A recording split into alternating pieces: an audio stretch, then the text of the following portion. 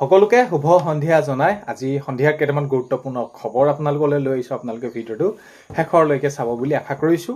শেষত আপোনালোকৰ মন্তব্য কমেণ্টৰ জৰিয়তে জনাবলৈ নাপাহৰিব আৰু এইখিনিতে আপোনালোকক সদায় কোৱাৰ দৰে চেনেলটোলৈ যদি আপোনালোক নতুনকৈ আহিছে চেনেলটো ছাবস্ক্ৰাইব কৰাৰ লগতে কাষতে থকা বেল আইকনটো প্ৰেছ কৰি অল কৰি থ'ব যাতে নতুন এটা ভিডিঅ' দিয়াৰ লগে লগে আপোনালোকে আগতীয়াকৈ চাবলৈ পায়। যদি ভিডিঅ'টো চাই ভাল পায় লাইক এটা কৰি দিব আৰু শ্বেয়াৰ কৰি দিব বুলি আশা কৰিলোঁ। আজি হৈছে 28 এপ্ৰিল। আজি সন্ধিয়া খবৰকেইটা আপোনালোকে চাওক।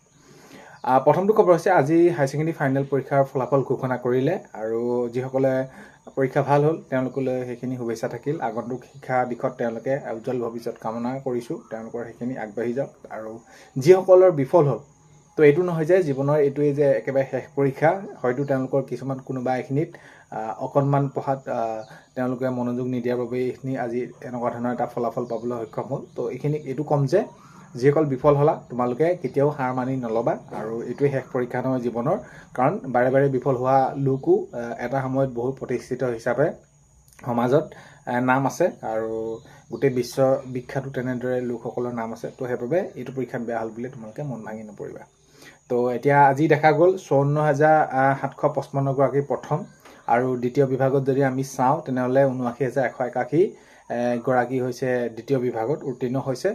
আৰু আমি তৃতীয় বিভাগত যদি চাওঁ 57,862 গৰাকী। আৰু যদি আমি শতাংশ হিচাপে যাবলৈ যাওঁ কলা শাখাত তেনেহ'লে 79.54 আৰু যদি আমি বিজ্ঞান শাখাত চাওঁ তেনেহ'লে 89.79 আৰু যদি বাণিজ্য শাখাত চাওঁ তেনেদৰে 81.13। তো এনেকুৱা ধৰণৰ এইখিনি আজি ফলাফল আছিলে। সকলোলৈকে আকৌ এবাৰ বহুত বেছি শুভেচ্ছা থাকিল। আগন্তুক পঢ়াৰ দিশত তেওঁলোক আগুৱাই যাওক। নেক্সটটো খবৰ হৈছে PMS পৰ্টেল। PMS প্ৰাদেশিকৰণ প্ৰক্ৰিয়াক লৈ বহুতে এতিয়া সুধি আছিলে যে বিদ্যালয় প্ৰাদেশিকৰণ প্ৰক্ৰিয়াৰ ক্ষেত্ৰত কি হ'ল কি নহ'ল। এতিয়া আপোনালোকে হয়তো শিক্ষাগুৰুসকলে এইখিনি আবেদন কৰিছে। এতিয়া PMS পৰ্টেলত প্ৰায় 8,000ৰো অধিক আবেদন তেনেদৰে সেইখিনি কৰা হৈছে আৰু আবেদনৰ ভিত্তিতে সকলোখিনি যি আইন সংশোধন কৰা হ'ল বা যি গাইডলাইন আছে গাইডলাইন অনুসৰি প্ৰাদেশিকৰণ কৰা হ'ব। এইখিনি প্ৰাদেশিকৰণ প্ৰক্ৰিয়া কেনেদৰে কৰা হ'ব আৰু সেইখিনি সকলোখিনি সবিশেষ মাননীয় মুখ্যমন্ত্ৰী মহোদয় আৰু শিক্ষামন্ত্ৰী ডাঙৰীয়া সকলোখিনি কথা কৈছে। আৰু যদি কোনোবা বাদ পৰি যায় তেনেদৰে তাৰ সমান্তৰালকৈ গুৰুদক্ষিণা আঁচনিও ৰূপায়ণ কৰা হৈছে এইখিনি। তো আগন্তুক সময়ত দেখা যাব এতিয়া কি কেনেদৰে হয়। এতিয়া কথাটো হ'ল কি, এই যে ভেঞ্চাৰ বিদ্যালয়সমূহত শিক্ষকতা কৰি আছে শিক্ষাগুৰুসকলে, তেওঁলোকৰ যাতে সকলোখিনি সমস্যা সমাধান হয়। কাৰণ কেলৈ বিনা বেতনে ইমান বছৰ কষ্ট কৰি তেওঁলোকে মানৱ সম্পদ গঢ় দিছে আৰু শিক্ষকৰ দৰে এটি পবিত্ৰ বৃত্তিত জড়িত হয়। যদি তেওঁলোকৰ অৱস্থা পানীত হাঁহ নচৰা অৱস্থা হয় তো তাতকৈ আৰু দুখৰ বিষয় কি হ'ব পাৰে। সেইবাবে এই যি PMS পৰ্টেল আবেদন কৰিছে আৰু প্ৰাদেশিকৰণ প্ৰক্ৰিয়া অতি সোনকালে হয়। আগন্তুক চৰকাৰ গঠন হ'বলৈ গৈ আছে। চৰকাৰ গঠন হোৱাৰ পাছতে এই প্ৰক্ৰিয়াসমূহ যাতে অতি সোনকালে হয় সেইটোৱে সকলোৱে কামনা কৰিছে। আৰু 30 তাৰিখত সন্থাৰ ফালৰ পৰা এখন মিটিঙো আয়োজন কৰা হৈছে গুৱাহাটীত। আপোনালোকে হয়তো নিশ্চয় খবৰবিলাক পাইছে।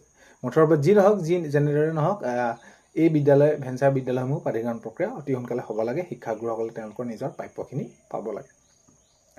নেক্সটটো খবৰ আছে নিৰ্বাচনৰ ফলাফল। তো এতিয়া নিৰ্বাচনৰ ফলাফললৈ মাজত মাত্ৰ কেইটামান দিন। এতিয়া প্ৰত্যেকটো দলৰ ৰাজনৈতিক দলে তেওঁলোকৰ নিজৰ মতামত দাঙি ধৰিছে যে কোন জিকিব, কি হ'ব, কোনে শেষ হাঁহি মাৰিব বা এতিয়া নিৰ্বাচনলৈ ফলাফললৈ মাজত মাত্ৰ কেইটামান থকা দিনৰ প্ৰাক্ষণতে আকৌ NDA তেনেদৰে দেখা গৈছে চিপৰাং ৰাজনীতি। তো এইবিলাক কথাই তো এতিয়া দেখা গৈ আছে, এনেকুৱা ধৰণৰ খবৰবিলাকে হৈ আছে। আৰু এইবাৰ প্ৰত্যেকটো দলে নিজৰ তেওঁলোকে সেইখিনি মত দাঙি ধৰিছে যে আমি কংগ্ৰেছে কৈছে এইবাৰ আমাৰ বিৰোধী ঐক্য চৰকাৰ হ'ব, আকৌ BJP কৈছে যে আমাৰ চৰকাৰ হ'ব। তো এতিয়া নিৰ্বাচনৰ ফলাফল যিহেতু 4 তাৰিখে ঘোষণা কৰিব, তেতিয়া সেইদিনাখনিয়ে প্ৰকৃত কথা গম পোৱা যাব কোনে কেনেদৰে কি হয়।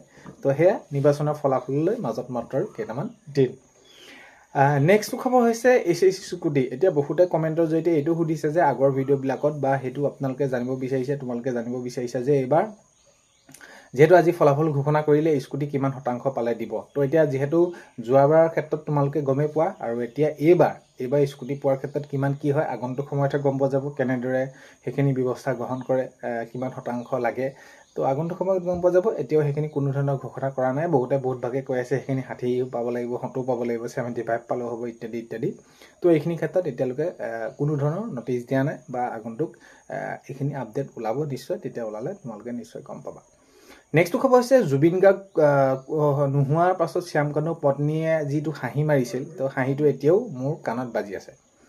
এতিয়া পাৰ্থ গোস্বামীয়ে জনাইছে এইখিনি কৈছে যে জুবিন গাৰ্গ যেতিয়া নেকি নাইকিয়া হৈ গ'ল যিটো হ'ল সেইদিনাখনিৰ পাছত এতিয়া যিটো হাঁহি মাৰিছিলে সেই হাঁহিটোৰ কথা এতিয়া পাৰ্থ গোস্বামীয়ে এইটো মন্তব্য কৰি কৈছে যে সেই হাঁহিটো মোৰ মনত আছে কিদৰে কেনেকৈ মাৰিছিলে আৰু এতিয়া যে এই নিৰ্বাচন শেষ হৈ গ'ল নিৰ্বাচন শেষ হোৱাৰ পাছত এতিয়া নিৰ্বাচন শেষ হৈ যোৱাৰ পাছত যিখিনি যেনেদৰে তেওঁলোকে সেইখিনি কথা কৈ আছে যে যিটো কথা কৈছে যে এইটো হ'ব এইটো নহ'ব এইটো এনেকুৱা ধৰণৰ এইখিনি ক্ষেত্ৰত এতিয়া কি হ'ব যিটো প্ৰক্ৰিয়াটো বিচাৰ বিবেচনাটো কেনেদৰে হ'ব সেইখিনি সময়ত দেখা যাব আৰু যিটো যে হাঁহিটো সেই হাঁহিটো মনত আছে কাৰণ কেলৈ যেতিয়া নেকি এই জুবিন গাৰ্গ নোহোৱা হৈ গৈছিলে সেইটো সময়ত যদি আমি চাওঁ তেনেহ'লে সেইটো ফোন কলত আমি শুনিছিলোঁ তেনেহ'লে হাঁহিটো বহুত বেছি বেলেগ ধৰণে মৰা দেখা গৈছিল তো এইখিনি ক্ষেত্ৰত এতিয়া গম পোৱা যাব কি হয় কি নহয় কিন্তু জুবিন গাৰ্গ নোহোৱাৰ পাছত শ্যামকানু পত্নীয়ে যিটো হাঁহি মাৰিছিল সেইখিনিক লৈ এতিয়া পাৰ্থ গোস্বামীয়ে জুবিন গাৰ্গৰ লগত যি বাদ্য সংগত কৰিছিল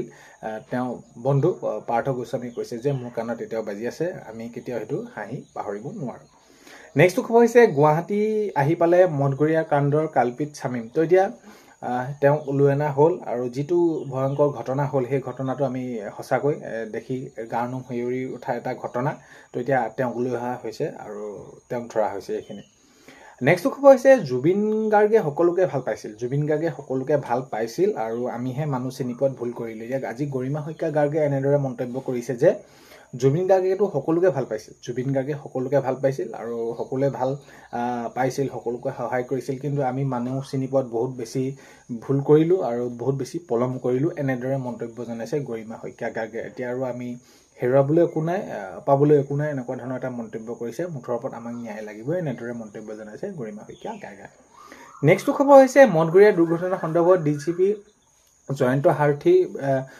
বৰাৰ সংবাদমেল তো আজি সংবাদমেল সম্বোধন কৰিছে এই যি দুৰ্ঘটনাটো হ'ল দুৰ্ঘটনাত কেনেদৰে কি হ'ল এই সকলোখিনিৰ ওপৰত যেনেদৰে এতিয়া 19,000 টকাৰ বিল হৈছিল তেওঁলোকে যি সুৰাপান কৰিছিল উৰে নিশা বাৰত তেওঁলোকে সুৰা সেৱন কৰিছিল তো শামীম সহ 3 যুৱতীয়ে তো এইখিনি সন্দৰ্ভতে আজি সেইখিনি সংবাদমেল অনুষ্ঠিত কৰা দেখা যায় নেক্সট খবৰ হৈছে আবেগত যিকোনো কথা ক'ব পাৰি এতিয়া দিলীপ শইকীয়া ডাঙৰীয়াই মন্তব্য কৰিছে যে চিপৰাং ৰাজনীতি এইখিনিক লৈ মন্তব্য কৰি কৈছে যে আবেগত যিকোনো কথা ক'ব পাৰি আৰু আবেগত কথা কোৱাটো সেয়াই এতিয়াতো নিৰ্বাচন হৈয়ে গ'ল ফলাফললৈ মাত্ৰ বাকী আছে এই চিপৰাং মৰা ৰাজনীতিক লৈ এনেদৰে জনাইছে নেক্সটটো খবৰ হৈছে যোৰহাট উচ্চতৰ মাধ্যমিক বহুমুখী বালক বিদ্যালয়ত ষ্ট্ৰং ৰুম পৰিদৰ্শন দেৱব্ৰত শইকীয়া তো দেৱব্ৰত শইকীয়া ডাঙৰীয়াই আজি দেখা গৈছে যোৰহাটত যি উচ্চতৰ মাধ্যমিক বহুমুখী বালক বিদ্যালয়ত ষ্ট্ৰং ৰুম পৰিদৰ্শন কৰা দেখা গৈছে তো আজি 28 এপ্ৰিলৰ সন্ধিয়া খবৰ একেটাই আপোনালোকক জনালোঁ ভিডিঅ'টো আপোনালোকে শেষলৈকে চোৱাৰ বাবে বহুতেই বেছি ধন্যবাদ